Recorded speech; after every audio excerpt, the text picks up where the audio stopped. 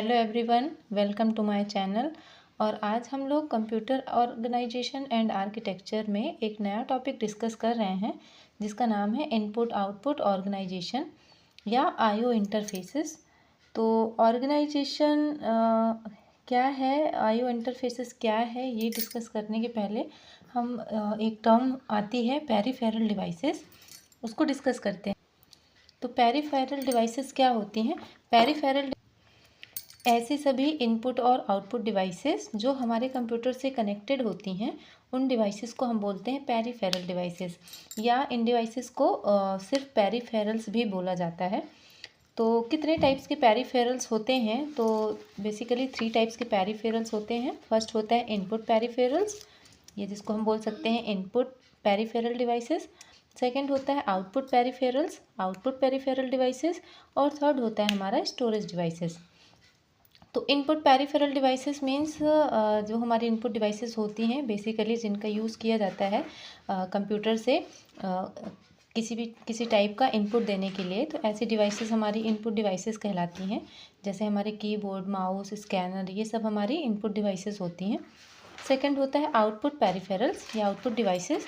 जब भी कंप्यूटर के द्वारा कोई इनपुट दिया जाता है तो उस इनपुट का आउटपुट डिस्प्ले करने के लिए जिन डिवाइसेस का यूज़ किया जाता है उन्हें बोलते हैं आउटपुट डिवाइसेस। जैसे कि हमारा प्रिंटर, मॉनिटर, प्लॉटर्स, ये हमारी होती हैं आउटपुट डिवाइसेस। तो ये आउटपुट पेरिफेरल्स कहलाते हैं। थर्ड होता है हमारा स्टोरेज डिवाइसेस। तो बेसिकली स्टोरेज डिवाइसेस का मतलब कि ऐसी डिवाइसेस जिनका यूज़ कंप्यूटर में हमारे डेटा को स्टोर करने के लिए करते हैं, उन डिवाइसेस को बोलते हैं स्टोरेज डिवाइसेस। जैसे हमारी मेमोरी हो गई, हार्ड डिस्क हो गया, फ्लॉपी डिस्क हो गए, ऑप्टिकल डिस्क हो गए, ये हमारे क्या होते हैं? Storage devices.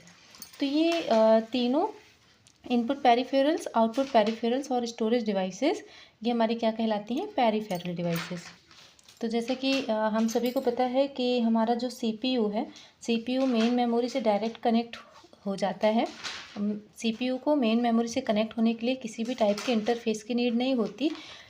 पर एक क्वेश्चन है कि क्या सीपीयू जिस तरीके से मेमोरी से डायरेक्ट एक्सेस हो जाता है उसी तरीके से क्या आईओ डिवाइसेस से भी डायरेक्टली कनेक्ट हो सकता है क्या? तो इसका आंसर नहीं है। डायरेक्टली ये कनेक्ट नहीं होता। सीपीयू डिवाइसेस आईओ डिवाइसेस से डायरेक्टली कनेक्ट नहीं होती। तो सीपीयू को आईओ डिवाइसेस से कनेक्ट करने के लिए यहाँ पर एक इंटरफेस का यूज़ किया जाता है जिनको बोलते हैं आईओ इंटरफेस। इस आईओ इंटरफेस की हेल्प से सीपीयू और आईओ डिवाइसेस को कनेक्ट किया जाता है। मेमोरी से कनेक्ट होने के लिए किसी भी टाइप के इंटरफेस की नीड नहीं होती, बट सीपीयू को आईओ डिवाइसेस से कनेक्ट होने के लिए इंटरफेस की नीड होती है जिसे बोलते हैं आईओ इंटरफेस। तो हम डिस्कस करते हैं सबसे पहले कि इस आईओ इंटरफेस की हमें ज़रूरत क्यों पड़ती है। तो यहाँ पर कुछ रीजन्स हैं सीपीयू को इंटरफेस की नीड क्यों होती है। तो जैसे सबसे पहला रीज़न होता है कि सीपीयू जो सिग्नल्स जनरेट करता है वो आईओ डिवाइसेस उन सिग्नल्स को अंडरस्टैंड नहीं कर पाते।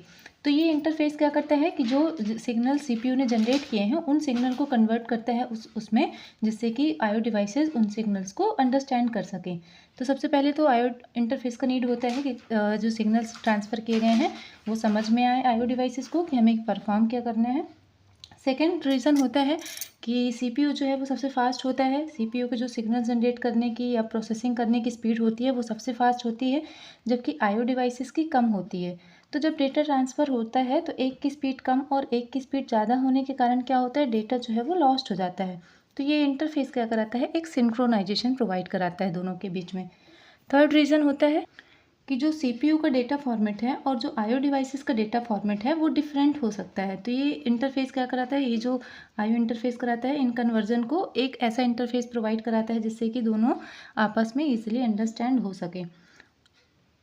नेक्स्ट रीज़न होता है कि ये जो आईओ इंटरफेस होता है वो आईओ डिवाइसेस को या जितने भी कंप्यूटर में अदर डिवाइसेस होती हैं उन डिवाइसेस को इस तरीके से मैनेज करता है कि कोई भी डिवाइसेस आपस में एक दूसरे को डिस्टर्ब ना करें और ना ही वो डिवाइसेस सीपीयू को डिस्टर्ब करें। जैसे रियल लाइफ एग्जांपल है, जैसे क्लास में क्लास मॉनिटर होते हैं। टीचर अगर कुछ काम करते हैं तो उस क्लास मॉनिटर को बोलते हैं कि आप ध्यान देना कि दूसरे बच्चे जो हैं वो आपस में डिस्टर्ब ना करें और ना ही वो बच्चे मुझे डिस्टर्ब करें। इसी तरीके से आईओ इंटरफेस क्या करता है? डिवाइसेस को मैनेज करता है कि कोई भी डिवाइसेस आपस में एक दूसरे को डिस्टर्ब ना करें और ना ही वो सीपीयू को डिस्टर्ब करें। तो ये कुछ रीजन्स होते हैं जिसके कारण आईओ इंटरफेस की नीड होती है। तो इंटरफेस सबसे पहले होता क्या है, इंटरफेस जो है वो एक टाइप का कम्युनिकेशन प्रोवाइड कराता है दो कंपोनेंट्स के बीच में, जिससे कि वो आपस में जो भी डेटा है या जो भी ट्रांसफ़र करना है आपस में एक दूसरे से कनेक्ट हो सके, आपस में अटैचमेंट हो सके, आपस में कम्युनिकेट कर सकें। तो ये इंटरफेस होता है। बेसिकली 2 टाइप्स के इंटरफेस होते हैं। फर्स्ट होता है सीपीयू इंटरफेस और सेकंड होता है आईओ इंटरफेस। तो आईओ इंटरफेस क्या होता है? The method used for transferring information between external IO devices and internal storage is known as the IO interface. IO interface जो होता है वो सीपीयू और आईओ डिवाइसेस के बीच में एक इंटरफेस प्रोवाइड कराता है, जिससे कि वो आपस में कम्युनिकेट कर सके। तो आई होप आपको समझ में आया होगा कि पेरिफेरल डिवाइसेस क्या होती हैं, कितने टाइप्स के होते हैं, और आईओ इंटरफेस क्या होता है, और हमें आईओ इंटरफेस की नीड क्यों होती है। क्योंकि सीपीयू जो है वो डायरेक्ट आईओ डिवाइसेस से कनेक्ट नहीं कर सकता, मेमोरी से डायरेक्टली कनेक्ट हो जाता है, पर आईओ डिवाइसेस से कनेक्ट होने के लिए उसे आईओ इंटरफेस की नीड होती है।